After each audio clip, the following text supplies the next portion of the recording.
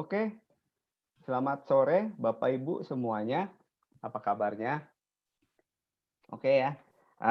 Maaf, kita agak telat nih mulainya karena kita nunggu teman-teman yang lain untuk join di acara webinar kita.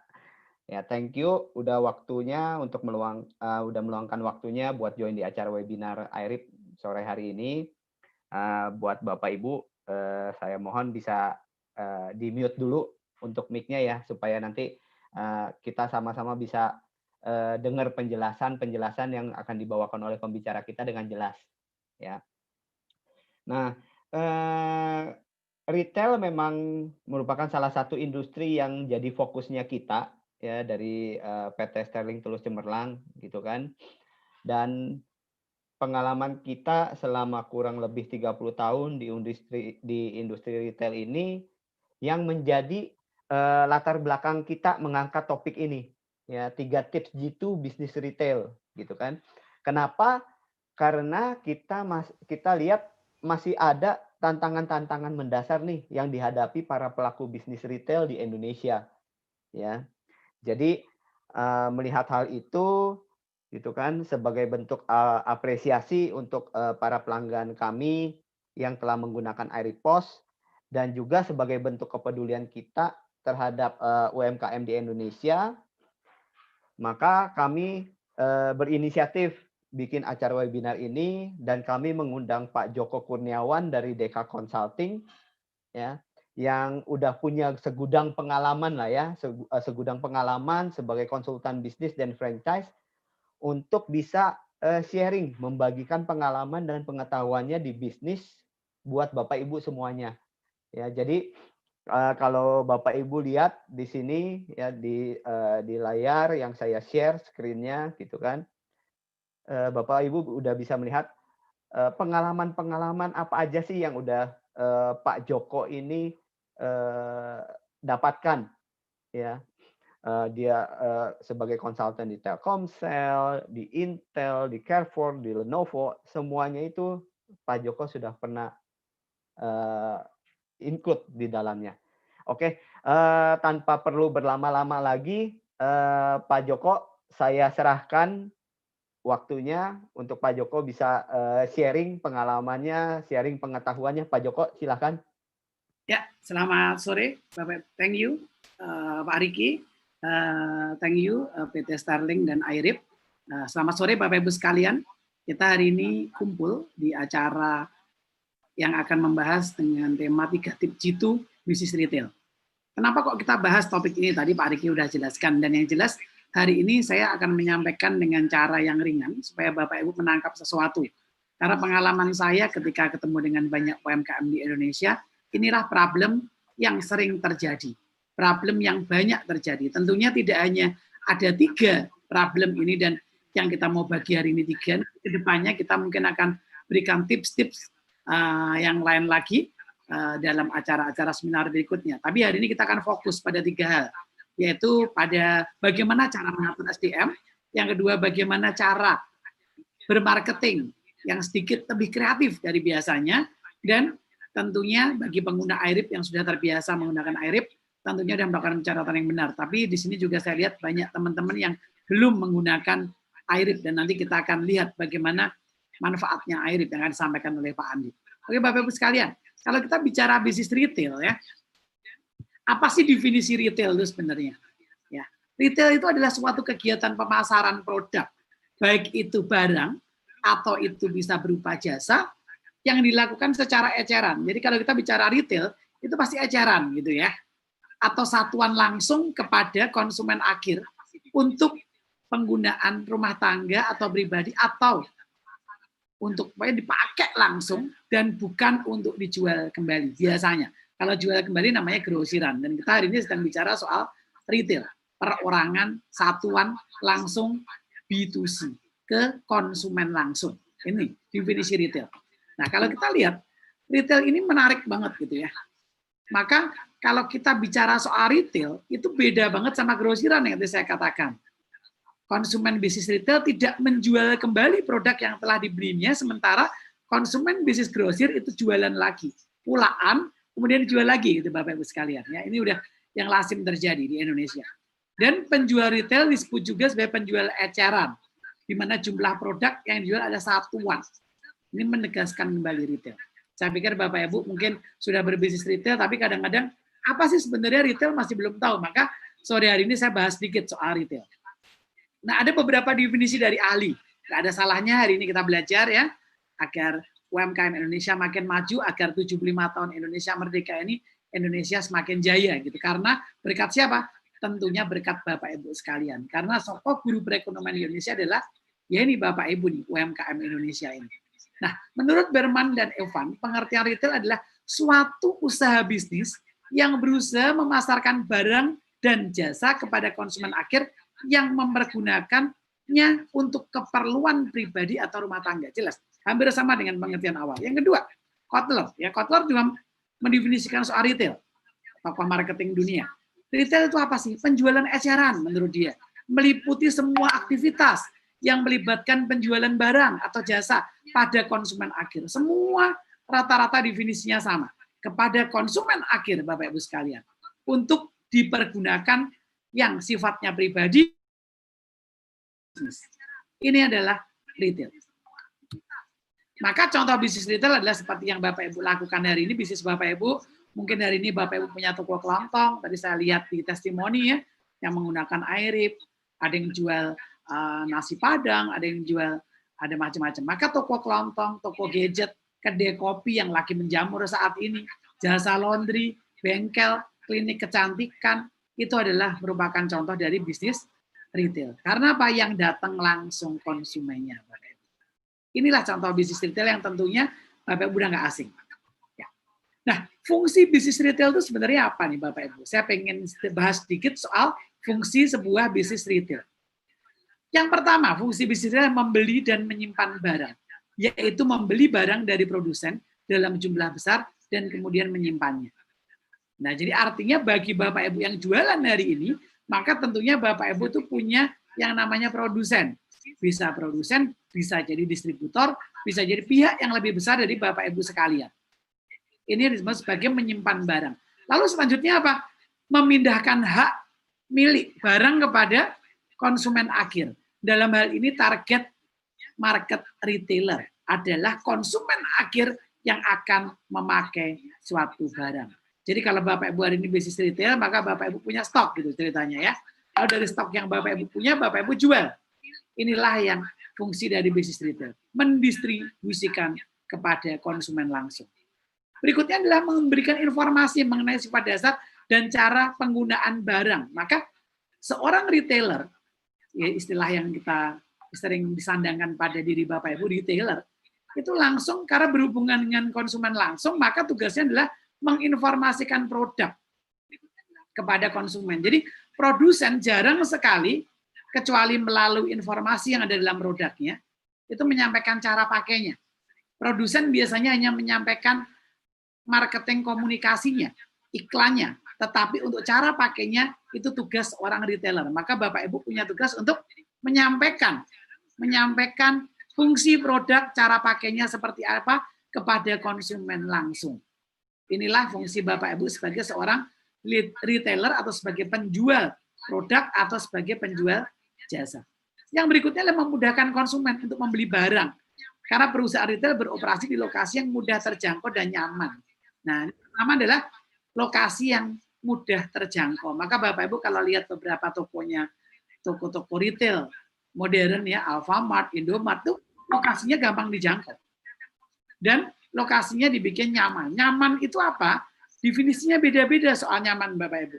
Nyaman tidak mesti harus pakai AC. Belum tentu. Toko Bapak Ibu yang hanya di pinggir jalan belum tentu pakai AC, tapi nyaman. Nyaman apa? Karena customer ketika datang dilayani dengan baik. Dilayani dengan baik merupakan salah satu kenyamanan. Itu fungsi seorang retailer dalam menjual produknya. Jadi bagaimana Bapak Ibu bisa menjual produk tanpa kenyamanan? Tentunya tidak mungkin terjadi. Maka ketika Bapak Ibu berikan kenyamanan, baik itu melalui tempat yang nyaman atau melalui pelayanan yang luar biasa, maka itulah disebut sebagai kenyamanan dalam konteks yang lebih lebar lagi. Itu fungsi bisnis retail. Berikutnya lagi, saya langsung masuk topik. Jadi kalau tadi fungsi bisnis retail itu mendistribusikan barang, Dan tugas Bapak Ibu sebagai retailer menjelaskan produknya dan bahkan juga memberikan tanggapan atas komplain. Benar ya? Customer kalau misalkan beli produk susu di tempat Bapak Ibu sekalian, dia komplainnya kemana? Dia ke Bapak Ibu. Nggak mungkin dia komplainnya ke produsen, nggak mungkin. Karena belinya di mana? Di mana dia membeli, disitulah tugas Bapak Ibu sebagai retailer. Bapak Ibu harus menjelaskan produk sekaligus menerima komplain. Walaupun selanjutnya Bapak Ibu juga akan meneruskan komplain tersebut kepada produsen. Nah, inilah problem yang kita akan bahas hari ini. Saya masih punya waktu kurang lebih sekitar 25 menit. Saya akan bahas 3 problem dan 3 tips dalam bisnis retail sesuai judul yang diberikan pada hari ini. Nah, saya ulang kali. Pengalaman saya mengunjungi kurang lebih 1.500 pebisnis UKM di Indonesia. Pengamatan saya hanya 5% yang paham cara kelola bisnis mereka. Baik itu retail ataupun non-retail, karena yang saya kunjungin tidak semuanya retail. Dan banyak yang sudah merasa bahwa dirinya itu sudah hebat. Nah, ini Bapak Ibu yang menjadi hal yang kadang-kadang sedih gitu sebagai seorang konsultan. Kenapa ya mereka nggak paham tapi udah merasa hebat? Ya karena omsetnya udah bagus, yes benar. Karena omsetnya sudah bagus, itu jawabannya Bapak Ibu. Jadi omsetnya itu rata-rata sudah bagus. Sehingga kalau Bapak Ibu lihat, pebisnis yang tanpa mengerti soal bisnis itu kadang-kadang omsetnya juga tinggi. Inilah yang membuat mereka kadang-kadang, saya nggak usah belajar saja, saya sudah bisa kok. Kenapa saya mesti belajar? Kenapa saya mesti harus ikut seminar? Kenapa saya mesti belajar soal retail? Wong saya itu jualan laku, buka cabang bisa. Nah, buka cabang memang gampang, Bapak Ibu. Sekali lagi, dalam bisnis retail yang namanya buka cabang itu mudah. Tetapi mengelola sebuah cabang dan eksis sampai puluhan tahun itu tidak mudah. Saya ulang ya, membuka outlet itu gampang. Sangat sekali, sangat mudah sekali. Tetapi mengelola outlet hingga puluhan tahun itu tidak mudah. Maka teman-teman yang hari ini gabung tentunya adalah teman-teman yang ingin belajar lagi, dan hari ini mudah-mudahan setelah seminar hari ini langsung dipraktekkan, langsung dicoba, karena hari ini saya nggak pakai teori yang ketinggian, saya hanya pakai yang praktis-praktis saja. Oke, Bapak Ibu sekalian. Nah, kalau kita lihat Bapak Ibu sekalian, problem dan tips pertama adalah, atau problem yang dihadapin pertama adalah UMKM Indonesia kebanyakan tidak bisa mengatur SDM.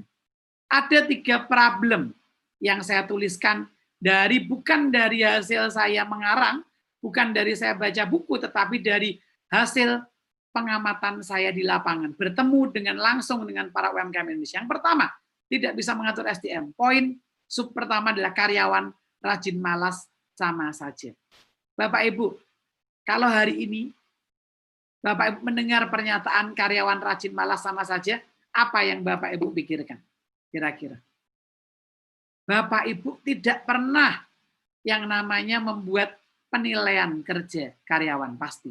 Sehingga yang rajin dan yang malas sama-sama nanti awal tahun naiknya sama, 10%, 15%, atau sama-sama nggak naik, ya nggak naik semua. Jadi Bapak Ibu nggak peduli soal mereka itu rajin atau malas. Yang suka telat, naik gajinya sama. Yang rajin, yang sebelum jam kerja datang, bahkan yang kerja lembur, juga mereka mendapatkan gaji yang sama. Ini yang membuat problem UMKM Indonesia. Ya, yuk silakan diintrospeksi sebentar. Apakah Anda karyawan rajin malas sama saja atau enggak? Kalau sudah tidak, untung ya. Tapi kalau masih rajin dan malas sama saja, harus hari ini juga, yuk kita putar balik, kita berubah. Ya, tidak punya modul training. Yang kedua, jadi Bapak Ibu, seberapa sering kita itu, ya ketika ada karyawan baru datang ke toko Bapak Ibu sekalian, hari ini interview, ditanya, besok bisa masuk? Bisa Pak, malam ini pun saya masuk juga bisa. Lalu Bapak Ibu senang banget, oke kalau gitu besok kamu masuk. Begitu masuk kerja hari pertama, Bapak Ibu tidak training, tapi Bapak Ibu langsung titipkan, nanti ajarin dia. Bapak Ibu, ketika Bapak Ibu titipkan kepada karyawan senior untuk ngajarin, percaya sama saya, bahwa yang diajarin hanya 10%. Dari keseluruhan ilmu yang dimiliki oleh karyawan yang bersangkutan. Langsung mikir ya Bapak Ibu ya, ting gitu ya, dapat inspirasi ya, kayak film kartun. Oh iya ya, saya juga begitu Pak. Ketika karyawan masuk hari pertama, saya langsung bilang nanti, misalkan namanya Joko, Pak Joko, nanti tolong Pak Joko belajar dengan yang namanya Pak Joni ya. Seperti itu. Lalu ujungnya setelah 1 bulan, Bapak Ibu sebagai owner tanya kepada Pak Joni, bagaimana Pak Joko bisa nggak? Dan Pak Joni menjawab, tidak bisa Bu. Ini yang terjadi Bapak Ibu sekalian. Dan ini membuat kita jadi salah. Membuat karyawan Bapak Ibu jadi tidak kompeten, tetapi sudah jaga toko, sudah jaga Bapak Ibu sekalian. Ini yang membuat ujungnya usaha Bapak Ibu tidak bisa berjalan lancar. Karena apa? Karena Bapak Ibu dihambat oleh karyawan yang tidak capable, karyawan yang tidak punya keilmuan yang cukup sebelum mereka jaga atau bekerja di perusahaan Bapak Ibu sekalian. Dan yang terakhir yang saya sisipkan karena saya pikir ini juga penting, ada susah cari karyawan baru katanya. Ya, siapa coba yang bilang susah cari karyawan baru? Saya mau tanya dong, yang bisa pakai chat coba ya, tolong chat ya. Saya akan coba tes di sini ya, tes ya. Oke, ya, yang bisa chat silahkan chat. Siapa yang merasa cari karyawan itu mudah atau gini? Cari karyawan itu mudah atau susah? Yuk, dijawab satu kata-kata. Mudah atau susah? Di chat aja. Susah atau mudah? Saya pengen tahu. Paling nggak ada 3 orang yang mewakili teman-teman yang ada dalam forum ini ya. Baik yang ada di Zoom ataupun yang ada, kita hari ini juga live streaming di YouTube channel di Sterling ya. Oke. Bapak Ibu sekalian, jawabannya susah. Yes. Berarti Bapak Ibu mau belajar susah. Sebuah seminar ada sekitar 200 orang, saya tanya, Pak, Bu, cari karyawan gampang atau susah? Dan jawabannya mereka rata-rata mengatakan susah. Terus kalau saya sebagai konsultan kira-kira apa? Benar nggak susah? Kalau saya bilang tidak. Gampang sebenarnya. Asal tahu caranya. Oke Bapak Ibu ya. Nah, tadi saya katakan bahwa di awal karyawan rajin malas sama saja. Maka tipnya tadi saya katakan bikin penilaian kerja. Kalau yang kedua apa Pak? Tidak punya modul training. Bikin kurikulum. Terus kalau cari karyawan baru susah bagaimana Pak? Mungkin iklan lowongannya tidak menarik. Jelas ya Bapak Ibu ya. Jadi problem Bapak Ibu karyawan rajin malas sama saja dijawab dengan bikin penilaian kinerja karyawan. Problem kedua tidak punya modul training harus dijawab dengan membuat kurikulum training. Nanti saya jelaskan. Dan susah cari karyawan katanya dijawab dengan iklan lowongan yang harus menarik. Nah, ini yang sering terjadi Bapak Ibu. Kalau Bapak Ibu punya 5 karyawan di toko Bapak Ibu sekalian, punya karyawan di outlet Bapak Ibu sekalian, ini semuanya dikasih nilainya, gajinya semuanya sama. Ini yang menyebabkan Anda sedang mulai melakukan kesalahan terbesar dalam bisnis retail. Rajin malas orang karyawan harus dibedakan. Melalui apa Pak? Penilaian kinerja karyawan. Pak, penilaian kinerja karyawan itu bagaimana? Bikin rapot untuk karyawan. Membuat rapot untuk karyawan. Membuat rapot itu bagaimana? Menilai dia. Contoh, ya saya ambil contoh aja. Usaha Bapak Ibu semua pasti punya kasir, betul ya? Setuju ya? Usaha Bapak Ibu pasti punya karyawan yang namanya kasir. Saya tulis ya. Saya kalau ngajar biasa sambil ngecat. Kasir. Kasir harus dinilai. Apa yang dinilai dari seorang kasir? Apa yang dinilai kira-kira Bapak Ibu? Yuk silakan jawab. Apa yang dinilai dari seorang kasir? Untuk membedakan seorang kasir yang baik atau kasir yang berprestasi dan kasir yang tidak berprestasi. Kira-kira apa? Apa yang dinilai dari seorang kasir? Boleh bantu jawab? Bapak Ibu kan pasti punya kasir ya. Ini posisi yang paling umum yang Bapak Ibu punya. Jujur, saya tanya sekarang, Pak Wawai, cara menilai karyawan jujur bagaimana Pak? Nah, ini menarik ya, karena jawabannya ini jujur pertama. Saya tanya sekarang, cara menilai karyawan jujur bagaimana? Saya silahkan sama yang lain berpikir, apalagi selain jujur yang dinilai dari seorang kasir. Biarkan yang sudah menjawab jujur menjelaskan dulu, supaya nanti kita ada studi kasusnya. Silahkan yang menjawab jujur dijawab, dan yang lain silahkan berpikir. Apalagi di chat yang membuat atau yang dinilai dari seorang kasir itu apa? Silakan.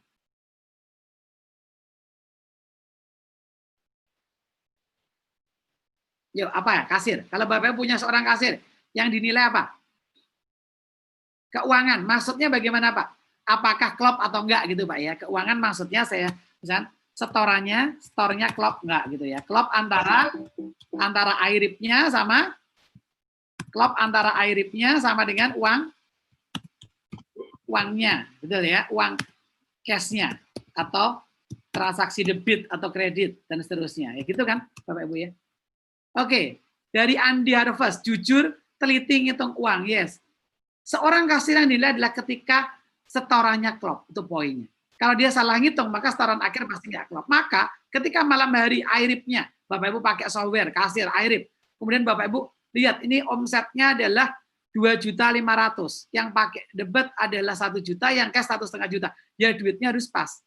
Kalau kurang bagaimana? Karyawan harus tanggung jawab. Kalau lebih karyawan harus berpikir. Berarti ada barang yang mungkin keluar, maka harus dicocokkan lagi dengan stok. Betul? Jadi jangan kalau ada karyawan terus storannya lebih, Anda bilang, hebat ya kamu, harusnya uangnya cuma 2,5 juta, kamu bisa cari uang 3 juta. Itu nggak lebih, Bapak Ibu. Itu jelas tidak lebih.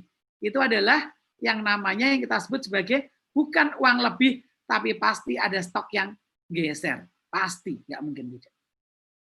Ya, oke. Nah, itu yang dinilai. Maka kalau Bapak Ibu nanti bikin raport untuk seorang kasir, Bapak Ibu bikin raport untuk kasir, maka apa? 1, apakah dia teliti atau tidak? Betul ya, ketelitian. Dibuktikan dengan apa? Setoran harian. Berikutnya apalagi? Pelayanan. Dengan apa? Dia sering dikomplain atau tidak? Sering dikomplain atau tidak? Semua dihitung Bapak Ibu. Terus apa lagi? Misalkan penampilan, kan penting juga ya. Penampilan apa? Cek. Oh, apakah tiap hari pakai seragam? Atau make up? Nah, pertanyaan Bapak Ibu pasti gini, Pak, lalu nilainya bagaimana, Pak? Gitu kan. Pak, penampilan nilainya bagaimana, Pak? Simple. Jadi Bapak Ibu bikin form, tulisannya untuk nama satu orang karyawan, nama karyawan di baris 1, nama karyawan kedua baris kedua, nama karyawan ketiga di baris ketiga, kemudian kolom kanannya diisi tanggal. 1, 2, 3 sampai tanggal 31, asumsi. Kemudian tiap hari Bapak Ibu itu taruh di meja Bapak Ibu, meja kerja Bapak Ibu, kalau masih terlibat, kalau enggak ya dipegang sama manajernya, lihat. Hari itu dia pakai seragam lengkap enggak? Kalau hari itu dia enggak pakai papan nama di sini, langsung kasih nilainya 0. Kalau dia pakai papan nama, dia pakai cepolan rambut, dia pakai pita, dia pakai lipstik, oh berarti lengkap pokoknya kasih nilai 1. Jadi kan pakai cara digital. Lengkap tuh kasih 1, yang enggak lengkap 0. Misalnya, dia enggak pakai papan nama, Bapak Ibu enggak perlu nanya, papan namanya mana? Udah enggak perlu. Karena apa? Di awal Bapak Ibu udah terangkan pada mereka bahwa kalau Anda tidak pakai papan nama, maka Anda berarti Anda itu dia kasih nilainya adalah 0. Nah, dikasih nilainya adalah 0. Maka Bapak Ibu sekalian, sudah cukup gitu aja. Tapi kalau dia lengkap semua, kasih 1. Jadi begitu Bapak Ibu melihat dia nggak pakai papan nama, langsung bilang nggak perlu bilang sama dia, langsung kasih nilai 0. Dan dia akan sadar, dan besoknya akan pakai lengkap. Ini cara menilai. Maka bayangkan, kalau Bapak Ibu punya 5 karyawan tadi, maka 5 orang karyawan ini nilainya tidak akan sama, betul ya? Selama 25 hari kerja, bisa jadi ada yang nilainya 25. Berarti apa? Semua itu secara penampilan, Bapak Ibu, dia berpenampilan prima, maka dapat 25. Tapi ada juga yang nilainya cuma 20 dari 25 hari, berarti dia ada 5 hari yang tidak taat menggunakan seragam, tidak taat menggunakan make up dan yang lain. Kalau ada nggak yang nilainya 10? Kalau nilainya 10 berarti apa? Nolnya ada 15. Berarti apa? 15 kali dalam sebulan dia melakukan pelanggaran untuk poin penampilan. Nah, nanti di skor. Bulan Januari skornya 20, 25, 15. Bulan Februari dihitung. Maka untuk penampilan selama 6 bulan dibagi rata, ketemulah angka penampilan untuk karyawan masing-masing tersebut. Itu baru penampilan. Kalau teliti bagaimana tadi? Tadi dikatakan sesuai Pak, harus klop storannya. Kalau kasir dia tiba-tiba hari ini setor, misalkan ada kasir shift 1, kasir shift 2 ya, kasir shift 1 dia store klop, maka kasih nilai 1. Kasir shift 2 nggak klop nilainya 0. Ini yang dimaksud bahwa rajin malas itu harus berbeda, Bapak Ibu. Dan nanti rapot itu harus dibagikan tiap 6 bulan sekali. Simpel kok Bapak Ibu, rapotnya nggak susah. Jadi jangan mikir, wah ini kan perusahaan besar. Enggak, justru Anda harus benar sejak dari kecil. Ya, bikin rapot. Lalu bulan Juni dikasih rapotnya. Ya, tanggal 30 Juni dikasih rapotnya.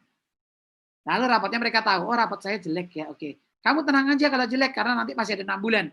Kan kenaikan gajinya nanti masih Januari, jadi kamu masih bisa berjuang 6 bulan lagi. Jika tujuan kita bukan soal nilai bagus atau jelek, tapi memacu karyawan agar dia bisa mendapatkan nilai yang lebih baik dengan cara berkinerja lebih baik, Bapak Ibu. Ini bicara soal penilaian kinerja. Jelas ya? Jadi apa aja kerjaan dia? Kalau salesman apa? Oh gampang kalau salesman. Salesman dinilai dari apa, Pak? Jelas. Dari sales targetnya tercapai atau enggak. Dari jumlah telepon yang dilakukan setiap harinya. Misalnya, Bapak Ibu kasih pesan, sehari harus telepon 5 customer, ya maka catatannya harus 5. Atau Bapak Ibu sehari harus email 10 orang, maka harus 10. Ya. Atau harus nawarin produk lain di toko Bapak Ibu. Bapak Ibu sambil dengerin. Misalkan ada, kalau Bapak Ibu lihat di Alfa, Pak, mau isi pulsa sekalian, Pak? Nah, Bapak Ibu harus juga gitu. Kalau dia tidak melakukan itu, maka kasir nyatakan dikasih 0 untuk upselling-nya, dan seterusnya. Jelas ya Bapak Ibu ya? Jadi, harus beda, si rajin dan si malas. Nah, berikutnya tadi, problem kedua adalah bicara soal Anda tidak punya modul training, betul? Maka Anda harus buat yang namanya kurikulum training. Kurikulum training itu apa? Seperti kalau Bapak Ibu dulu zaman dulu sekolah, atau hari ini Bapak Ibu lihat anak Bapak Ibu sekolah, maka ada pelajaran yang namanya PPKN, ada yang namanya IPA, ada yang namanya matematika, ada yang namanya kesenian, itu adalah namanya kurikulum. Maka seorang anak yang sekolah di kelas 1 SD harus menyelesaikan beberapa mata pelajaran agar bisa naik kelas. Sama, maka Bapak Ibu juga sama, sebelum karyawan itu bekerja di toko Bapak Ibu sekalian, mereka harus Bapak Ibu bikinkan yang namanya kurikulum. Inilah contoh kurikulum. Jadi Bapak Ibu harus bikin, oh sebelum dia itu nanti jaga toko, maka dia harus saya ajarin yang namanya etika kerja. Oh, selama berapa lama? Oh, 60 menit. Diajarin. Entah itu yang ngajarin Bapak Ibu, entah itu trainer dari luar, entah itu siapa harus di training. Tapi kalau Bapak Ibu perusahaannya masih kecil, ya nggak usah panggil trainer dari luar. Bapak Ibu training sendiri aja. Diajarin etika kerja. Apa itu Pak etika kerja? Contohnya ya, di situ diajarin bahwa kerja itu adalah ibadah. Kerja itu amanah. Kerja itu titipan Tuhan. Kerja itu harus jujur. Kerja itu harus bertanggung jawab. Kerja itu harus tuntas. Kerja itu harus tulus. Nah, itu diajarkan di poin pelajaran atau judul training yang namanya etika kerja, Bapak Ibu. Barulah ini benar karyawan Bapak Ibu. Lalu pengajarnya siapa? Dirancang dari awal. Nah, nomor 2, karena ini mau suruh jaga toko, diajarin cara melayani. Jangan sampai belum di training, Bapak Ibu langsung suruh mereka jaga toko. Dan hari pertama mereka jaga toko, Bapak Ibu sedang tidak ada. Sedang acara kondangan, sedang ada acara arisan, lalu Bapak Ibu pesan, saya mau pergi arisan, tolong jagain toko saya sebaik-baiknya. Dengan asumsi Bapak Ibu percaya bahwa karyawan yang baru tersebut, karena udah pengalaman di tempat A, tempat B, dan mereka pasti bisa. Ini yang salah, Bapak Ibu. Jadi karyawan yang masuk, siapapun itu, sudah pengalaman dimanapun juga, Bapak Ibu harus melakukan yang namanya training secara terpadu. Simpel aja, contohnya saya kasih contoh hanya 4 mata pelajaran. Berikutnya apa? Teknik menjual, diajarin jualan supaya dia tahu. Jangan sampai gini loh Bapak Ibu, ada orang datang bilang, Mbak, saya mau beli air mineral yang namanya Aqua. Saya mau beli Aqua, Mbak. Wah, maaf, Aquanya habis. Lalu pembelinya jawab, oh habis ya Mbak, terima kasih. Lalu penjualnya bilang, terima kasih kembali. Bayangkan Bapak Ibu kalau itu terjadi. Ya, dia salah nggak secara tata bahasa? Nggak salah. Mbak, aku ada. Habis, Pak. Oh ya sudah, terima kasih. Terima kasih kembali. Nah, ini berarti pasti nggak diajarin teknik menjual. Kalau diajarin teknik menjual, pasti bilang, Mbak, Aquanya nggak ada, tapi ada merek lain. Sama. Rasanya enak, harganya juga sama. Bahkan lebih murah, 200 perak. Nah, itu diajarin teknik menjual. Nah, paham ya Bapak Ibu ya? Jadi kalau Bapak Ibu hari ini nggak punya kurikulum, cepat-cepat bertobat ya. cepat-cepat langsung hari ini gerak, tulis. Apa yang kira-kira perlu diajarin dari seorang kasir? Apa yang perlu diajarin dari seorang salesman? Bapak Ibu harus bikin. Nggak boleh pakai ilmu titip menitip karyawan kepada karyawan lain. Nggak boleh. Itu nanti namanya on job training. Setelah mereka dikasih 4 mata pelajaran ini, lalu dititipkan. Lalu ingat, yang dititipin harus dapat sesuatu. Ya, yang dititipin harus dapat sesuatu. Jangan sampai yang dititipin, tolong ya titip dia, ajarin dia sampai bisa. Nggak akan bisa. Tapi Bapak Ibu bilang kepada sang trainer, nanti kamu latih dia, kalau dia sampai bisa, saya tes bisa, nanti kamu akan saya beri voucher ya 200.000. Misalnya seperti itu. Ini baru yang disebut namanya training secara benar. Sudah Bapak Ibu punya kurikulum, Bapak Ibu juga punya yang namanya on job trainingnya. Jelas Bapak Ibu ya, ini contoh kurikulum sederhana aja. Hari ini kita nggak ngomong yang sulit. Oke? Nanti kalau ada pertanyaan silakan ditanyakan saja. Saya lanjut dulu. Itu tadi nomor 2. Pertanyaannya sekarang, Pak, kalau susah cari karyawan, Pak, nomor 3. Jawaban saya tadi apa? Jawaban saya adalah iklan lowongannya mesti menarik. Yang menarik kayak apa? Apakah kayak gini, Pak? Nah, ini kan banyak nih toko-toko bikin iklan lowongan kayak gini ya. Atau kalau nggak pakai iklan lowongan zaman dulu yang jadul, masang spanduk di depan toko. Spanduknya tulisannya dicari kasir. Ya. Nah, padahal Bapak Ibu kan udah canggih. Mau nyetak tulisan dicari kasir sama dikasih gambar mesin kasir, dikasih gambar, yuk gabung kerja di toko kami, gaji menarik. Itu lebih baik dibanding hanya dicari 1 kasir, 2 penjaga toko, atau sudah pasang iklan masihnya sama, segera dicari, dibutuhkan segera. Nah, ini yang saya sebut sebagai iklannya salah. Saya pernah nanganin satu company di Jogja. Begitu saya datang, saya tanya, Pak, iklan lowongannya boleh lihat, Pak? Waduh, perusahaannya gede banget, Bapak Ibu. Tapi tulisnya gitu, disingkat-singkat kayak itu. BTH SGR, WNT S1, Max. Nah, kayak iklan kecil kayak gini. Menarik nggak? Ya nggak menarik lah. Betul? Sama-sama tulisan, tapi coba diganti dikit. Yuk gabung di perusahaan kami. Atau yuk gabung di toko kami. Ada komisi, bonus, dan tempat kerja nyaman. Datang ke titik-titik. Udah jadi. Sama kok. Biayanya sama. Nyetak banner, spanduk di depan toko juga sama. Anda nyetak per meternya tetap 15.000. Mau full color, mau hitam putih, sama. Tapi kenapa Anda pakainya selalu cuma satu warna? Ya, minta warnanya kuning, tulisannya hitam. Kenapa Anda nggak bikin sesuatu yang lebih kreatif gitu? Jelas Bapak Ibu ya. Maka iklan lowongan menjadi menarik. Karena saya tahu yang ikut hari ini tidak hanya perusahaan yang mikro, tapi ada yang menengah, maka saya kasih contohnya juga ada beberapa yang Bapak Ibu.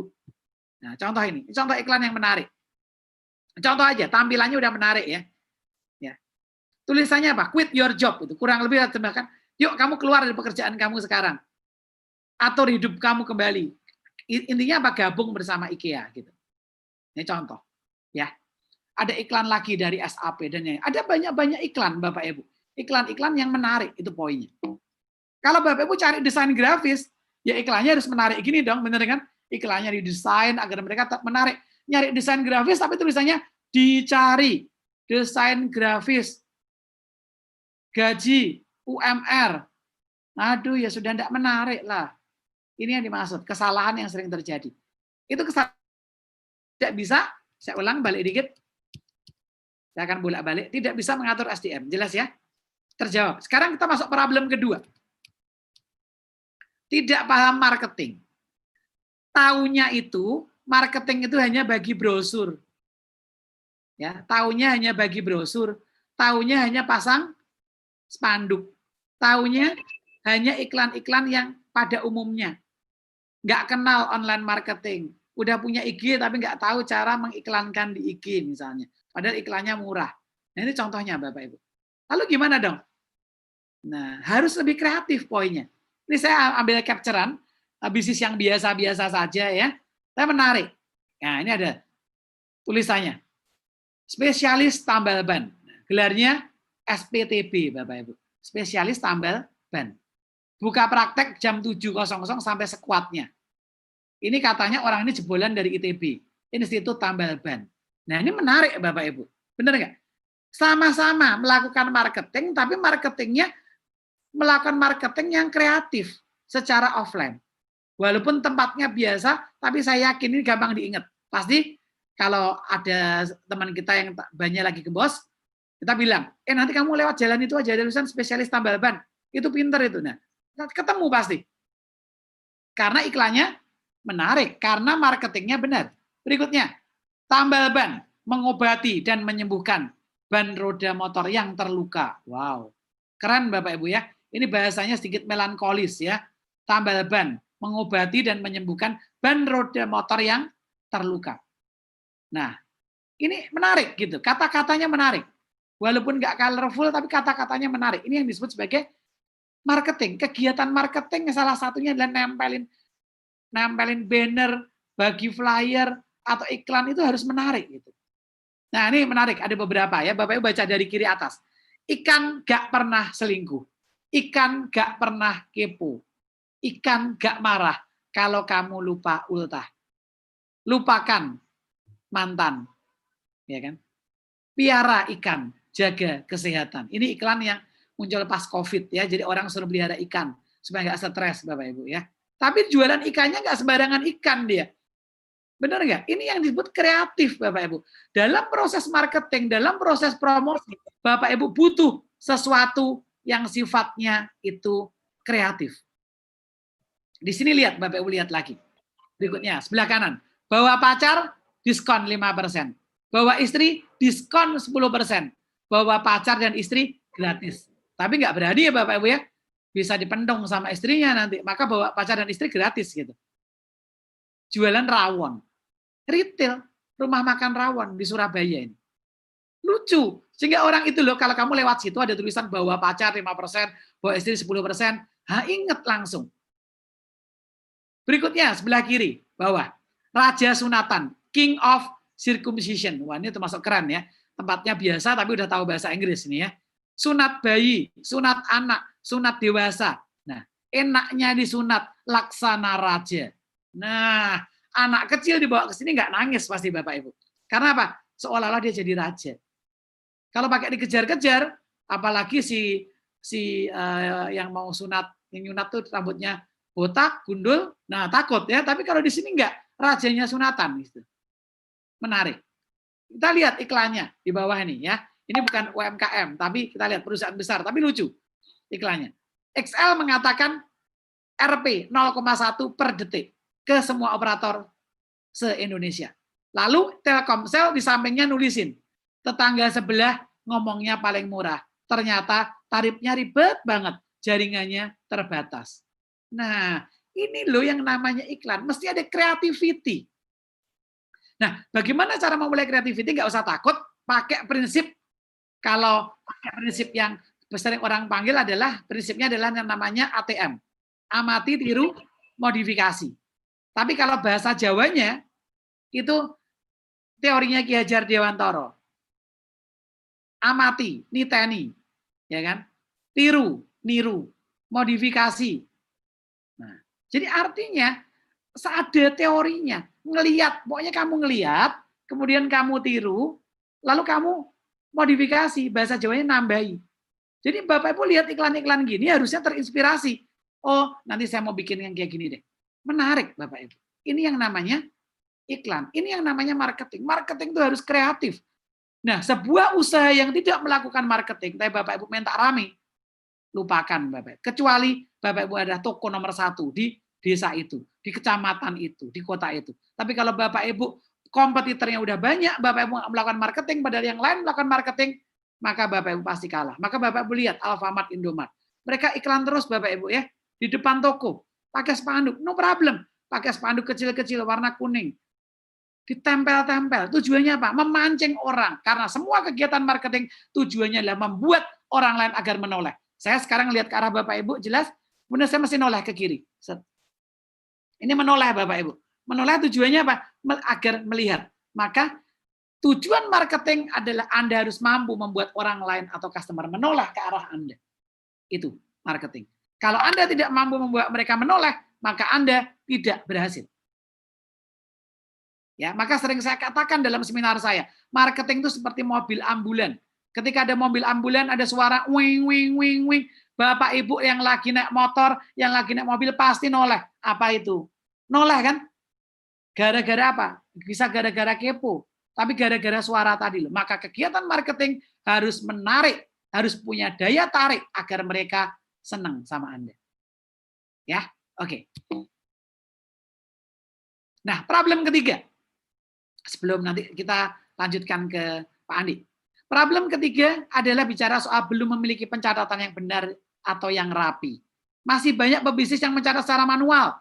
Warung mie-nya sangat ramai, tapi masih pakai kertas tebel atau buku yang kumel, kemudian catat 25.000, catat 30.000. Habis gitu, karena warungnya lagi hujan, netes, ketetesan. 35.000 nampak seperti 15.000. Ujungnya apa? Nggak tercatat dengan baik. Ujungnya apa? Stoknya salah. Ujungnya apa? Nggak tahu berapa modalnya. Maka ini era modern, Bapak Ibu. Jadi Bapak Ibu harus pakai. Harus pakai apa? Pakai software tentunya. Software yang bisa membantu Bapak Ibu. Yang bisa melakukan proses pencatatan dengan benar. Kalau Bapak Ibu jualan makanan, resepnya bisa dimasukkan. Udah ketahuan nih harga pokoknya berapa atau HPP-nya berapa. HPP-nya 2.000, dijual 4.000. Oh, untungnya sekian. Nah, itu harus catat. Saya sering datang ke pebisnis toko kue di Jakarta. Dia toko kuenya cukup besar. Saya tanya, Pak, untungnya berapa per bulan? Wah, saya nggak pernah tahu, Pak, untungnya berapa. Yang penting pokoknya cukup buat makan. Ini yang berbahaya, Bapak Ibu. Jadi harus dicatat. Maka semua software POS yang bagus rata-rata punya analisa. Top 5 produk tahu. Ini rugi labanya berapa tahu. Keuntungannya berapa tahu. Ruginya berapa tahu. Dan seterusnya. Tujuannya pakai software itu apa? Agar data itu bisa dianalisa, Bapak Ibu. Tujuannya itu yang paling penting. Oke, Bapak Ibu sekalian? Nah, Bapak Ibu yang hari ini gabung, rata-rata sudah pakai software ini. Betul ya? iRip. Yang belum, inilah software POS ya. Oke, Bapak Ibu sampai ini dulu. 3 problem. Ada pertanyaankah?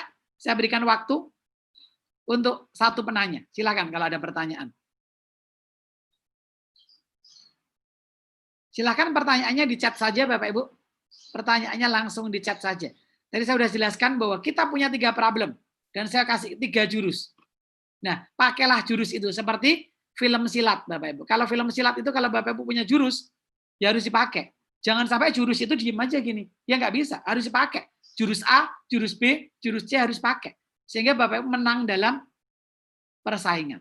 Ketika Bapak Ibu bisa mengelola SDM dengan baik, ketika Bapak Ibu bisa melakukan marketing dengan lebih benar dari hari ini, ketika semua penghasilan, semua pengeluaran tercatat dengan baik, maka Bapak Ibu sudah mulai tahap yang benar untuk memenangkan persaingan. Bahkan Bapak Ibu masuk satu tahap, bisnis Bapak Ibu udah mulai distandarkan. Sehingga Bapak Ibu bisa mulai buka cabang. Oke, ada pertanyaankah sampai di sini? Kalau ada silakan. Kalau belum ada, saya akan kembalikan dulu ke MC, kemudian MC akan mengundang Pak Andi ya untuk menerangkan sedikit soal iRip. Oke? Silakan, nanti di akhir saya akan masuk lagi, kita akan tanya jawab dan saya akan ada kuis. Bapak Ibu yang mau bertanya nanti baik lewat raise hand ataupun melalui chat, kita ada 3 hadiah dari iRip ya. Oke. Kepada Pak Riki saya kembalikan. Terima kasih Pak Riki. Oke, Pak Joko. Terima kasih untuk sharingnya sementara ya.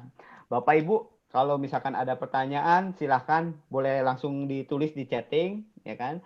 Nanti Pak Joko bisa akan bantu untuk coba jawab ya kalau ada pertanyaan-pertanyaan bebas gitu kan.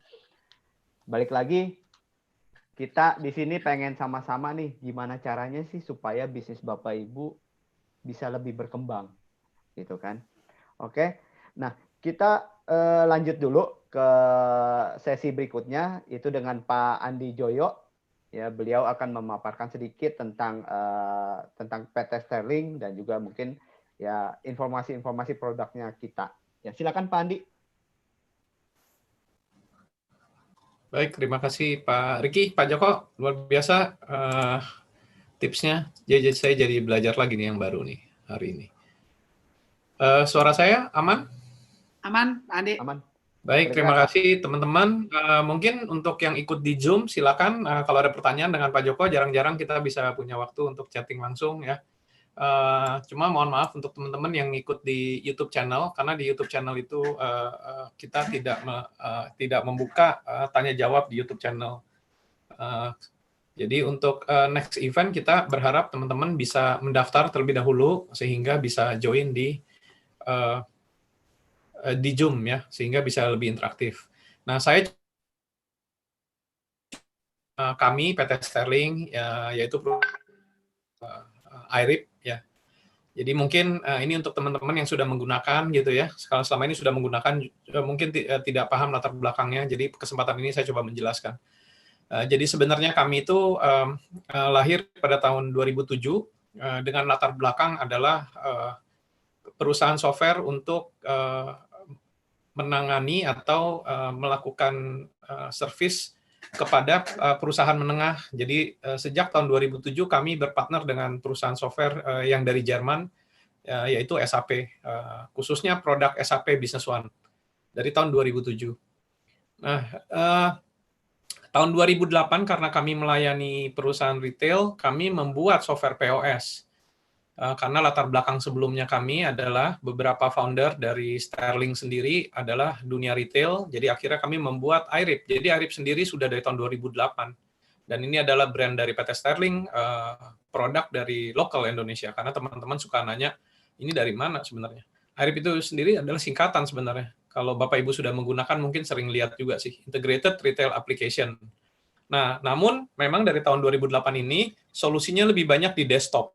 Karena untuk perusahaan-perusahaan menengah dan atas gitu ya.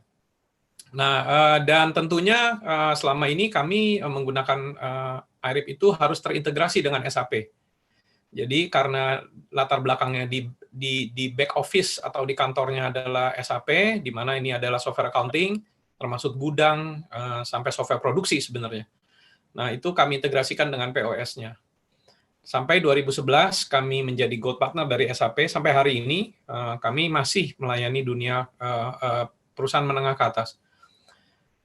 Tahun 2015 kami terlibat di diskusi dengan teman-teman asosiasi retail, karena kami juga di asosiasi retail, di Aprindo, di beberapa asosiasi yang berhubungan dengan retail. Tentunya induk organisasinya adalah Aprindo. Lalu kita memikirkan bagaimana untuk membantu pengusaha mikro khususnya waktu itu.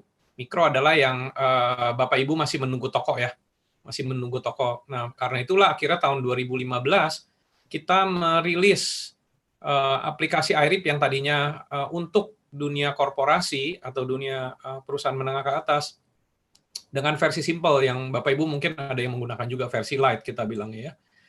Karena itu sampai hari ini versi light ini free Bapak Ibu.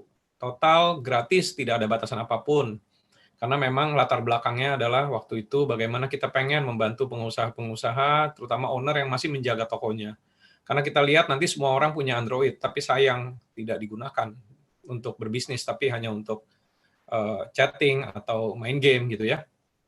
Nah, lalu tahun 2016 karena banyak permintaan dari teman-teman, saya punya 2 toko, gimana caranya saya bisa monitor tanpa saya di toko gitu ya, seperti yang tadi ada di video.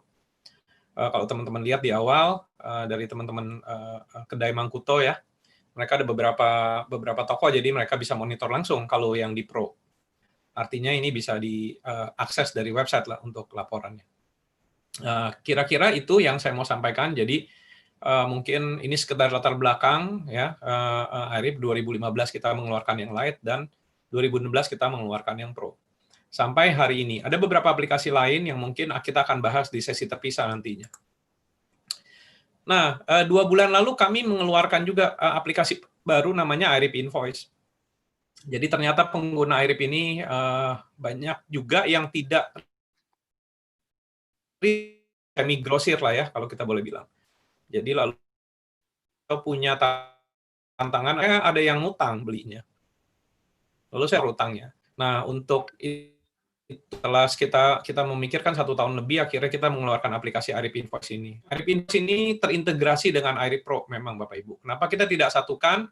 Kita khawatir teman-teman yang tidak memerlukan ini akan pusing sekali dia. Kalau kita masukkan semua di iRip Pro, lama-lama aplikasi itu akan jadi kompleks sekali dan kita khawatir sulit untuk digunakan oleh teman-teman pengusaha mikro kecil. Karena itu aplikasi ini kita pisahkan sehingga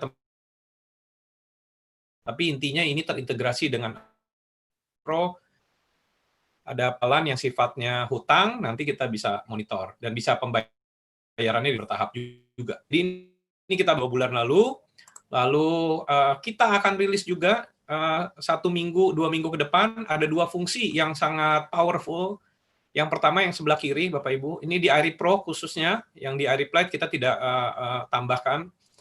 Memang di iRip Pro ini kita melihat saat ini teman-teman sudah bisa menganalisa sampai keuntungan per barang ya. Jadi waktu pembelian kita bisa menghitung berapa harga rata-ratanya, sehingga waktu penjualan per barang kita bisa tahu dengan pasti setiap penjualan itu berapa keuntungannya. Nah, sehingga kita tahu tuh keuntungan kotor per toko. Nah, kita akan menambahkan biaya lain-lain, Bapak Ibu. Ini akan kita rilis sekitar minggu depan, paling lambat 2 minggu lagi. Jadi saat ini sedang memasuki masa final release terakhir. Nah, di mana nanti Bapak Ibu bisa melakukan input biaya-biaya per toko seperti sebelah kiri ini. Jadi ada biaya listrik, biaya macam-macam nanti, biaya transport, biaya bayar telepon, biaya karyawan, bayar gaji karyawan. Sehingga nanti Bapak Ibu punya laporan keuntungan bersih per toko, bukan hanya keuntungan kotor per barang. Kalau sekarang kita punya keuntungan kotor per barang itu kita sudah bisa lakukan, walaupun dengan resep juga kita bisa lakukan itu. Nah, tapi dengan tambahannya ini, Bapak Ibu akan mendapatkan lagi satu laporan yang sangat powerful, sehingga Bapak Ibu tahu bahwa toko ini tuh sebenarnya sewanya mahal, begitu ya. Nah, ini kita akan rilis.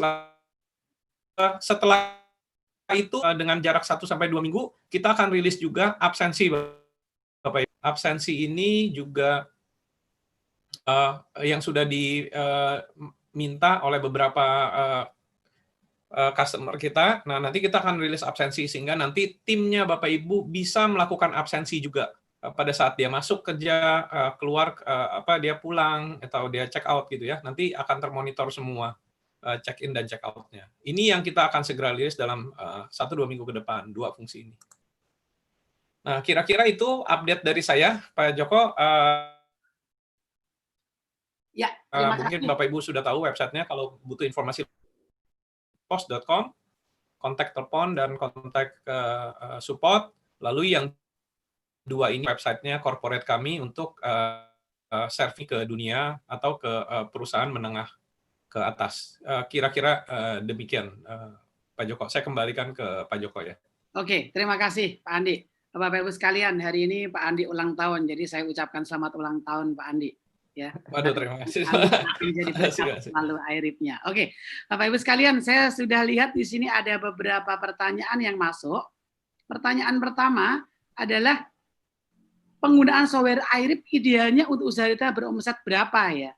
Mestinya jelas sekali bahwa dari omset terkecil pun harus sudah pakai. Ya. Artinya apa? Harus sejak kecil harus benar. Sejak kecil harus sudah tercatat, Bapak Ibu sekalian. Ke Pak Dedi, terutama Pak Dedi muda ya. Jadi mulai aja dari sekarang, Pak, kalau belum pakai, Pak. Nggak ada salahnya mencatat dengan benar. Sehingga Bapak kalau suatu saat mau istilahnya ditanya sama pihak bank, misalnya Bapak ingin mengajukan kredit usaha atau apapun, ada pencatatan akan lebih mudah ketika Bapak mengajukan kredit dan yang lain. Karena bank itu lebih suka ketika ada pencatatan, Pak ya. Bukan soal untungnya berapa, tapi setiap hari ada uang masuk, bank suka. Oke, pertanyaan kedua dari Pak Alif Mardan. Saya seorang freelancer fast moving, ya kan. Aplikasi iRip sudah sangat baik, akan tetapi belum bisa untuk mengcover jalur kunjungan. Nanti saya berikan ke Pak Andi ya, terakhir ya Pak Andi. Saya akan lanjut dulu. Pertanyaan berikutnya dari Bu Hana Musrorah. Untuk cari karyawan susah Pak, karena gaji kan bawa UMR, bagaimana cara mengatasinya?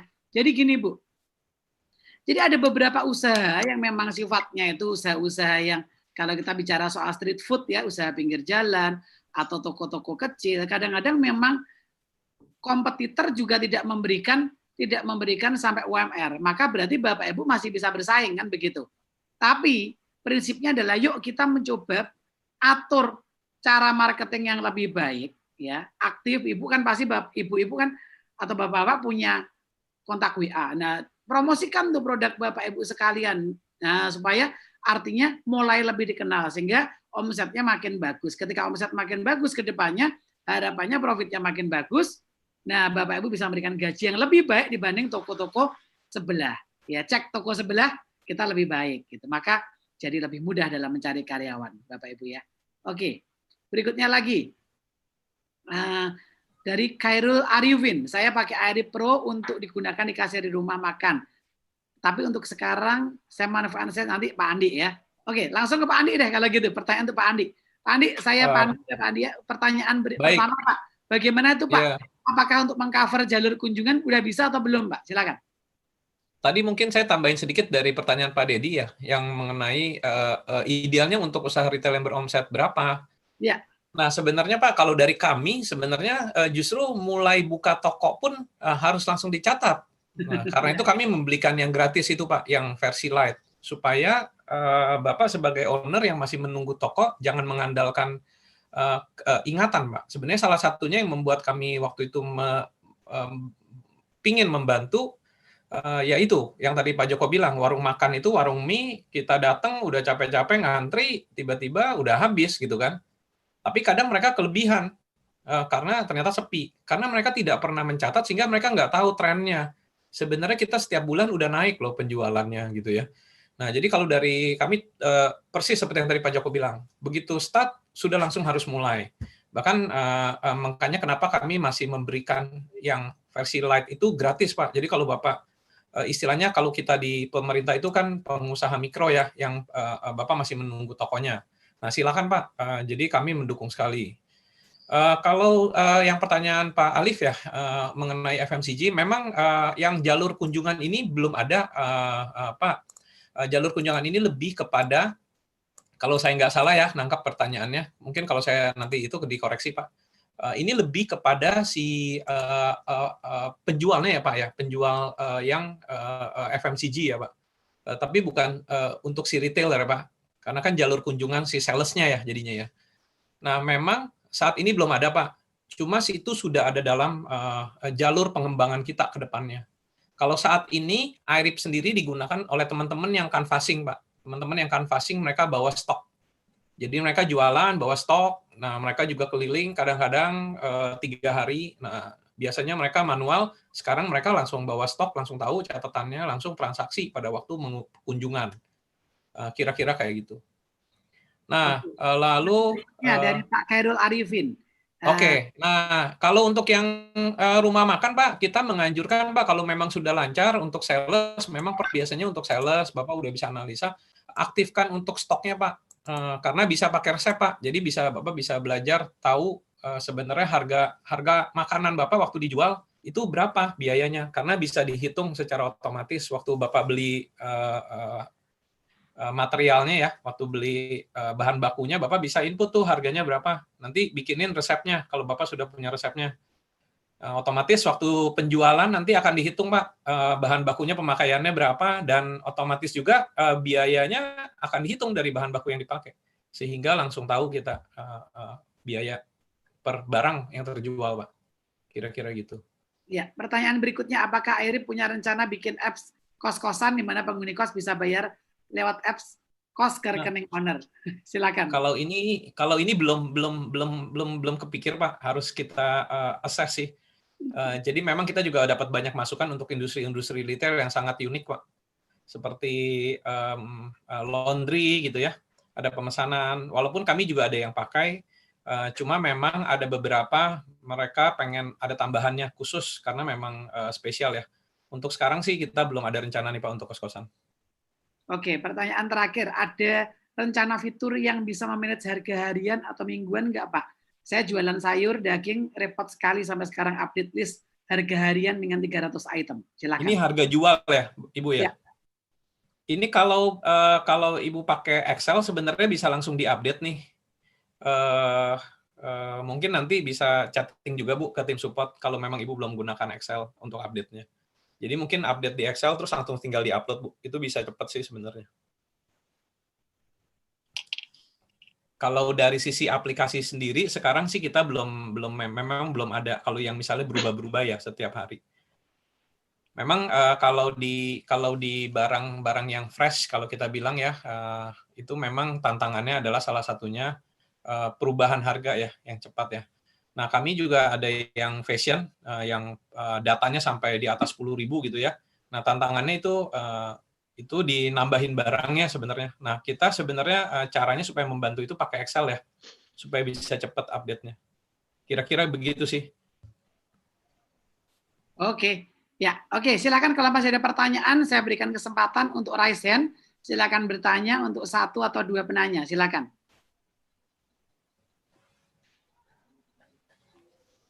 Masih ada, Bapak Ibu sekalian?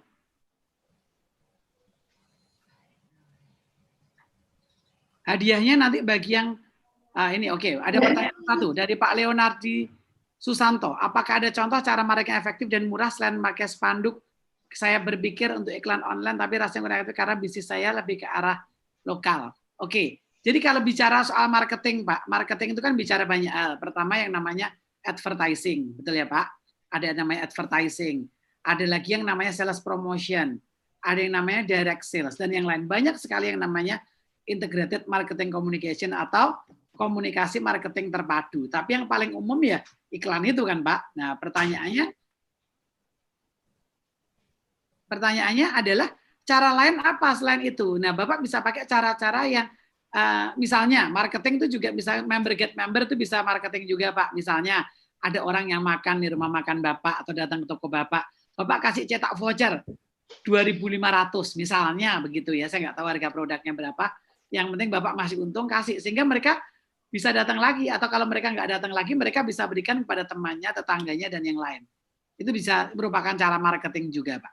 Ya kalau arahnya lokal, prinsipnya begini marketing Pak. Misalkan Bapak tinggal di jalan, kita sebut jalan di Ponegoro. Pastikan bahwa sepanjang jalan di Ponegoro udah kenal Bapak. Dalam radius 1 kilometer semua udah kenal produk Bapak. Dengan kata lain, brand awareness toko Bapak itu udah dikenal.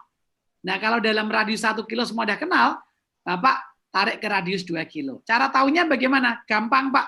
Nggak usah pakai konsultan yang mahal, nggak usah pakai sesuatu yang ribet-ribet. Bapak tinggal jalan kaki, kemudian Bapak bawa form survei, tapi nggak perlu juga suruh mereka suruh isi, tanya aja. Pura-pura Bapak masuk ke tanya orang yang ada di jalan itu atau di toko itu, tanya, Pak, Bapak tahu Pak toko yang namanya Toko Jaya Pak? Toko Jaya? Saya nggak pernah dengar, ada jalan lagi. Pak, Bapak tahu Toko Jaya? Nggak tahu juga. Maka diasumsikan Bapak brand awareness-nya kurang. Padahal tokonya mungkin cuma 200 meter dari Bapak, tapi Bapak nggak dikenal. Nah, ini yang berbahaya, Pak. Gitu, Pak, cara ngeceknya, Pak, ya. Oke, dari Pak Andi Harvest. Usahanya digital printing. Apakah ini bisa dipakai kalau sifatnya custom? Saya mau ngomong deh, gimana? Ini, Kenapa? dan mau ngomong, tapi ngomong itu nih, ini. Ini harus jelas. Oke, kita akan jawab dulu. Ada suara, saya mute dulu. Dari Pak Andi. Silakan Pak Andi. Pak Andi menjawab pertanyaan Pak Andi nih, Pak. Silakan. Aku bilang. Silakan Pak Andi. Dibantu jawab Pak Andi. Saya coba jawab. Saya tambahin Pak Leonard ya. Mengenai tadi yang iklan online Pak, mungkin sekedar info aja. Kalau Bapak belum ngelakuin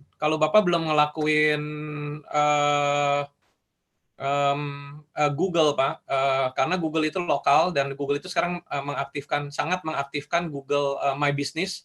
Nah nanti Bapak bisa mengaktifkan itu supaya kalau ada teman-teman yang di daerah sekitar itu, karena Bapak nggak mention nih bisnisnya apa, khususnya kalau makanan Pak, Bapak mesti mengaktifkan Google My Business.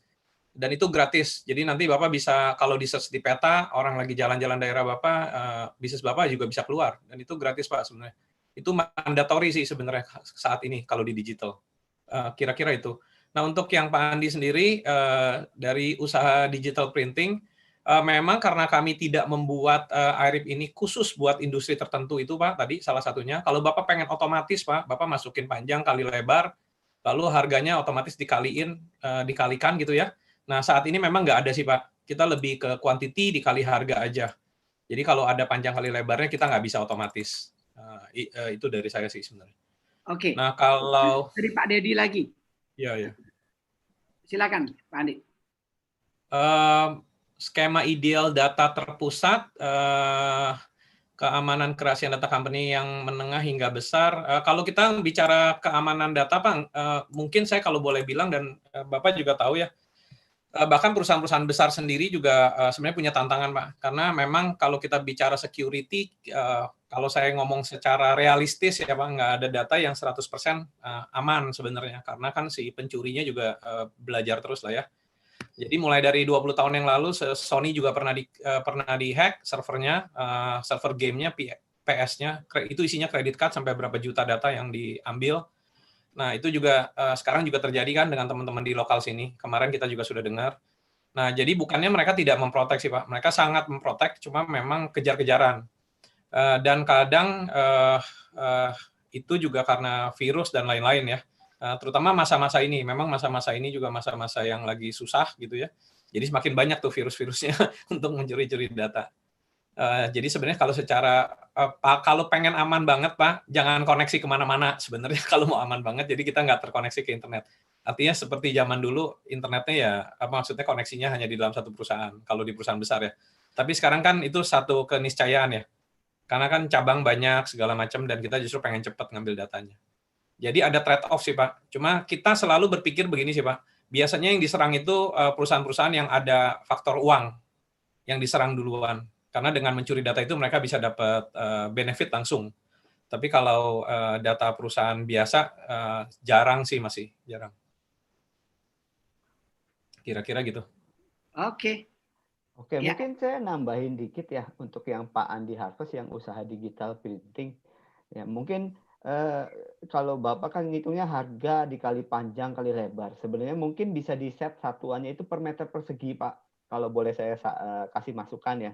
Jadi kalau nanti Bapak panjang kali lebar 5 kali 3 meter misalkan, ya berarti hitungannya itu per meter persegi, anggapannya Bapak masukin kuantitinya itu adalah 15. Mungkin bisa seperti itu, Pak. Karena kan sebenarnya balik lagi digital printing itu kan juga tergantung dari kertas ya. Jadi memang mungkin ya agak kombinasinya agak banyak lah gitu kan. Tapi mungkin itu bisa jadi alternatif untuk perhitungannya di iRip seperti itu. Gitu. Oke, saya lanjutkan menjawab pertanyaan terakhir. Gimana kalau mau tahu bisnis retail buat, rencanakan bisa berhasil di pasar. Nah, ini yang sering ditanyakan, sering sekali ditanyakan. Pak, saya mau bisnis tapi saya maunya udah pasti untung, bagaimana Pak? Tidak ada yang pasti, Bu. Ya, tidak ada yang pasti, tapi setidaknya kita meminimalisir resiko. Artinya, ketika Bapak Ibu mau bisnis, contoh simpel aja gini. Ini yang paling gampang. Bapak Ibu mau bisnis kuliner. Bapak Ibu lihat apakah di sekitar lokasi yang Bapak Ibu mau buka nanti itu termasuk klaster kuliner itu enggak? Contohnya, misalkan di situ banyak anak mahasiswa. Oh, berarti anak mahasiswa suka makanan yang cenderungnya harga lebih terjangkau. Kemudian lebih menunya lebih variatif dan yang lain. Itu jadi Bapak Ibu harus melakukan survei pertama pasti. Survei kemudian apakah pas atau enggak target marketnya. Itu cara menyelesaikan pertama. Jadi target marketnya harus tepat. Kalau ternyata Bapak Ibu mau jual makanan Batak, tapi yang ternyata di komplek itu semua kebanyakan orang Jawa, susah. Bapak Ibu mau jual makanan jenis Sunda, tapi yang di situ ternyata banyak orang Sumatera, ya tentunya susah. Jadi harus jelas banget dalam survei awal, sehingga Bapak Ibu bisa meminimalisir. Tentunya ketika bisnis target market sudah benar, kemudian Bapak Ibu melakukan marketing dengan benar, kelola SDM dengan benar, dan semuanya dicatat, maka mestinya itu sudah awal yang baik untuk meminimalisir risiko, dan mudah-mudahan usahanya akan bisa untung, Bu. Gitu. Ya, tapi tidak ada yang pasti, Bu. Oke, berikutnya. Ada pertanyaan lagi, bagaimana perusahaan retail yang masih baru akan dibangun untuk membuat harga pasar yang ada sehingga kita tahu harga kita reasonable? Jawabannya sama, Bu Nita, survei market. Ya, jadi kalau Ibu mau bisnis kuliner, misalkan mau jual pecel lele, pastikan cek 3 kompetitor pecel lele sekitar lokasi yang Ibu mau buka. Harganya berapa? Terus boleh nggak harga jual lebih mahal? Boleh, siapa bilang nggak boleh. Asal lelenya beda. Kalau yang sana lelenya nggak dibungkus sama telur, di sini lelenya digorengnya dibungkus pakai telur, maka bisa lebih mahal. Jadi value for money, Bu. Jadi nggak mesti sama persis. Jangan sampai bisnis selalu bicara soal price war. Kalau bisnis hanya price war, itu Bapak Ibu sekalian akan rugi. Yang diuntungkan pasti customer. Ya. Jadi bisnis itu mau murah, bisa laku, mau mahal bisa laku, tergantung segmen market yang dipilih. Maka penentuan segmen market di awal menjadi penting. Berikutnya, bisnis saya toko retail bahan bangunan. Bisnisnya lokal, karena kirimannya hanya sekitar 5-10 kilo. Untuk pengiriman di atas radius itu akan dibebani ongkos kirim yang akan mengurangi price competitiveness. Yes, ini memang risiko, Pak. Jadi makanya bisnis itu kedekatan dengan end user atau dengan customer itu penting karena harganya lebih murah. Contoh, kalau Bapak Ibu bisnis air minum dalam kemasan, yang namanya air itu kan murah sekali sebenarnya Bapak Ibu. Tapi ketika Bapak Ibu bisa MDK, pabriknya ada di, let's say kita sebut di Bogor, Bapak Ibu mau distribusikan ke Semarang, Bapak Ibu pasti kalah sama perusahaan air minum yang ada di Semarang, pasti kalah. Kenapa? Karena kena biaya distribusi. Jadi makanya yang area 5-10 kilo itu harus Bapak Ibu kuasai. Pak Leonard, Bu Leonardi itu Pak Leoni. Nah, silakan kuasain area 5-10 itu. Menangkan di area itu karena saya yakin itu pasti udah cukup padat. Ya, tidak perlu ngambil yang 30 kilo. Satu, selain karena repot, yang kedua pasti akan mengurangi. Jadi kalau Bapak Ibu ngirim yang jauh-jauh padahal transportasi pengiriman sedikit, maka Bapak Ibu sedang mengurangi pengiriman yang dekat itu seolah-olah jadi ditolak nanti. Ya jangan pernah berpikir itu. Kecuali yang jauh itu project misalnya, udah diambil. Ya, jadi pesan saya kuasain radius 5-10 kilo itu, menangkan persaingan di situ dulu. Kalau di situ Ibu menang, saya yakin cash flow baik dan Bapak Ibu bisa buka nanti di posisi kilometer 10 ke atas bisa buka lagi di sana, gitu ya. Oke, ada pertanyaan lain? Tambahan dari saya nih, ini mungkin Pak Leonard tadi itu karena pertanyaan yang sebelumnya ya, yang saya bilang ini cocok sih Pak, Bapak harus update tuh Pak. Jadi Bapak harus coba update di Google supaya bisa keluar bisnis Bapak di map. Jadi kalau ada orang yang nyari-nyari bisa keluar juga. Itu yang istilahnya Google sekarang Google My Business Pak. Google My Business. Jadi nanti Bapak coba cari tahu kalau nanti dan di situ bisa promo-promo sekarang Pak di Google itu dan itu gratis sebenarnya tanpa iklan yang bayar ya. Kalaupun mau iklan yang bayar di-push lagi sama Google. Ya. Ini menarik nih Pak Joko karena pertanyaan-pertanyaan menarik. Mungkin topik-topik selanjutnya udah kelihatan nih dari pertanyaan-pertanyaannya. Iya.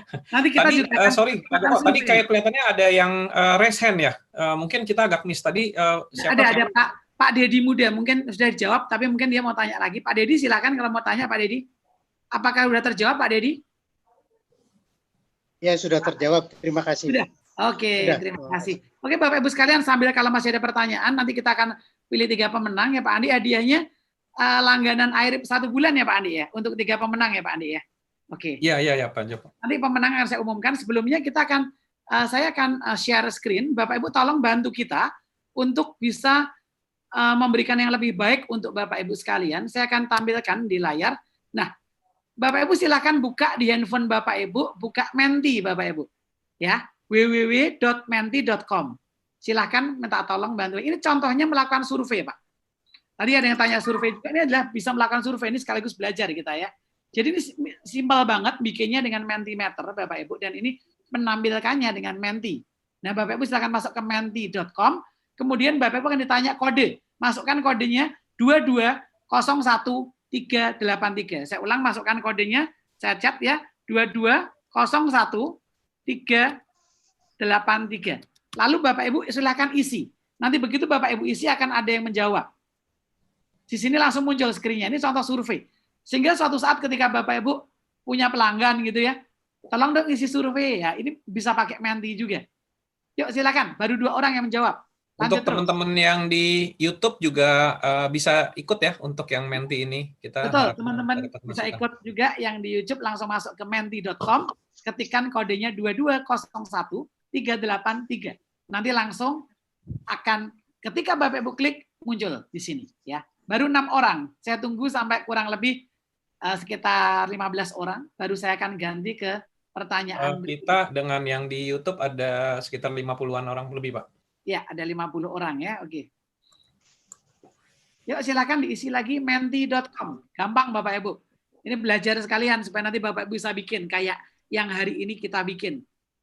Ya, untuk survei ke customer juga bisa. Misalkan pertanyaannya apakah Anda puas dengan layanan kami, itu bisa pakai Menti juga, ya. Jadi enak. Jadi yang jawab siapa kan nggak ketahuan, ya kan? Bapak Ibu jawabnya nggak perlu ketahuan. Jadi orang habis pulang dari toko, yang penting kasih itu, kodenya berapa, ntar dia di rumah diisi. Nah, itu contohnya bisa juga dipakai untuk retail. Yuk, silakan. Ya, masih 7 orang, 8 orang terus. Saya tunggu.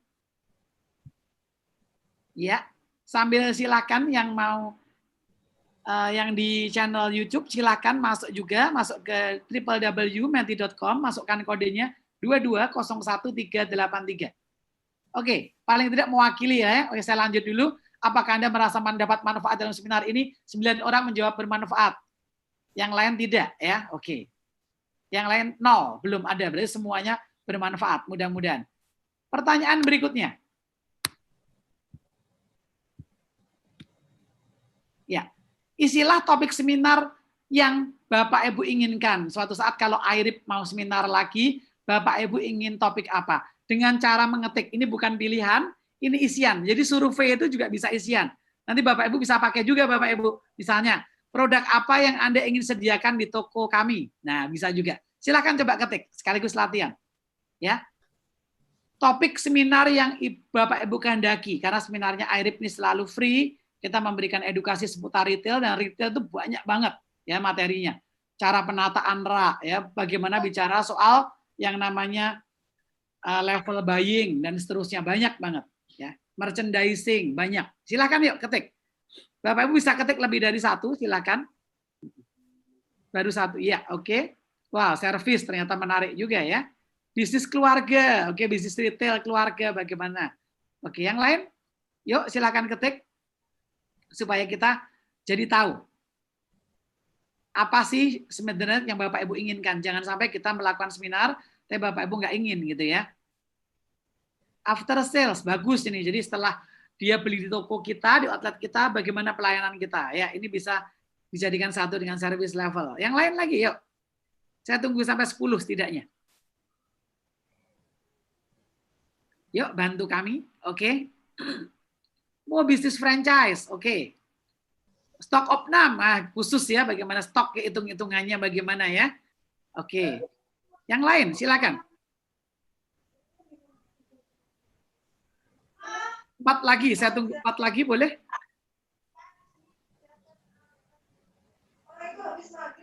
Wow, cara menolak sumbangan. Retail operation, oke. Cukup banyak ya, menarik. SOP restoran, detail, yes. Oke, saya akan masuk pertanyaan ketiga. Ya, oke.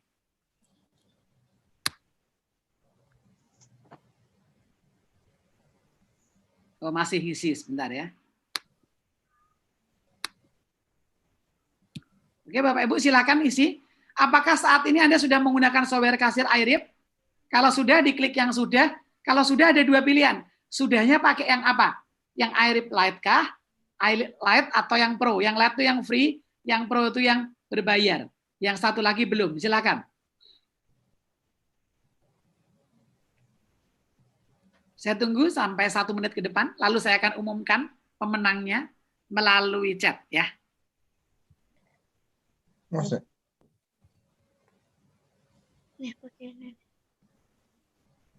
Oke. Ada yang pakai Pro, ada yang pakai Lite, yang free, ada yang belum pakai. Oke, yang belum ternyata banyak ya. Oke. Nah, mudah-mudahan dengan setelah acara sore hari ini jadi tahu ternyata oh AIRIP luar biasa ya, bisa dipakai. Oke. Oke, lanjut lagi. Ya, oke. Sambil saya akan lihat ya sebelumnya yang jawab 11 orang yang mendapat manfaat dari seminar hari ini. Kemudian topik udah makin banyak, menanganin komplain. Ya, banyak banget. New business, hitung harga jual HPP, menarik sekali. Nah, ini yang sudah belum seperti ini. Oke, saya akan umumkan pemenang. Nanti tolong pemenang yang disebutkan namanya, jangan keluar dulu, langsung chat nama lengkapnya, di chat aja, chat private aja ke admin ya, ke Pak Riki ya. Oke, pemenangnya saya umumkan. Pemenang yang pertama ada Pak Dedi Muda, yang kedua ada Fildi, yang ketiga ada Khairul. Sudah mendengar semua ya? Yang pertama ada Dedi, kemudian ada Fildi, ada lengkapnya Dedi Muda, kemudian ada Fildi, kemudian ada Khairul.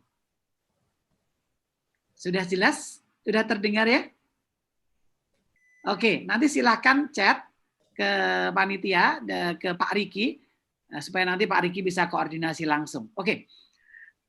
Bapak Ibu, tanpa terasa sudah 1,5 jam kita berkumpul di acara hari ini, acara yang dipersembahkan oleh IRIP, ya, dengan topik adalah 3 tips bisnis retail, dan mudah-mudahan acara ini akan bisa diadakan lagi ketika Bapak Ibu memiliki respon yang baik. Terima kasih kepada Bapak Ibu semua yang telah bergabung di channel ini, baik yang di Zoom atau yang di YouTube channel.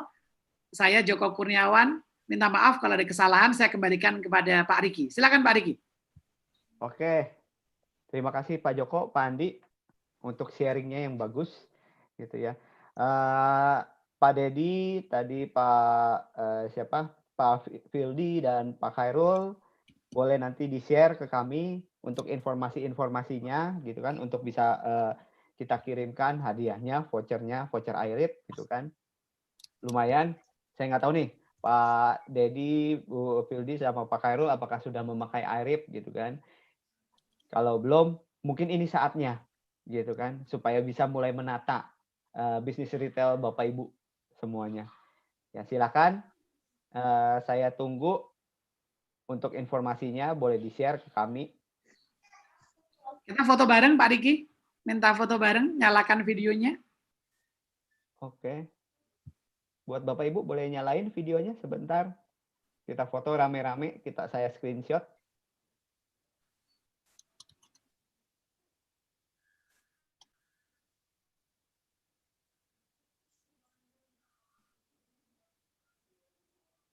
Oke ya. Oke. 1, 2, masih ada yang gitu. 1, 2.